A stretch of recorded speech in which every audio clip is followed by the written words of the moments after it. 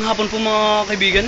Sa ngayon po ay mahangin na naman ng malakas. At sa hindi inaasahang pagkakataon, ayun o, yan ang mga tao.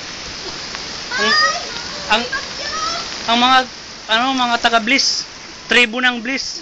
Yan mga ninuno yan, oh, yun yung nakapandong na yan, yung pinakadato kung baga sa ano. Ito naman yung kabulig. At sa ngayon po, ayan ay kay awanay, stop na ita. Tayo ngayon, babalik po tayo ngayon. Babalik po tayo ngayon. Babalik po tayo ngayon. Babalik po tayo ngayon, mga kaibigan. Ayan, oh. Yan, si Lexi. Umuulan. Kaway ka, kaway! Anong sasabihin mo sa mga tips si subscriber? Thank you! Yan si Lexi, oh.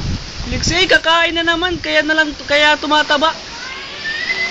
Sa ngayon, umahangin po ng malakas at hindi po namin alam kung ano ang dahilan. Bigla-biglaan kasi hindi po kami nakasagap sa news kasi wala namang kuryente. May kuryente pala. Ngayong araw nagkaroon kami ng kuryente pero sa kasamaang palad ay walang cable kasi hanggang ngayon ay pilit pa rin inaayos ng management ng cable ni Manaipin at sa kasamang palad ay hindi pa ito naayos. Kaya hindi namin alam kung ano ba ang dahilan ng malakas na hangin na ito.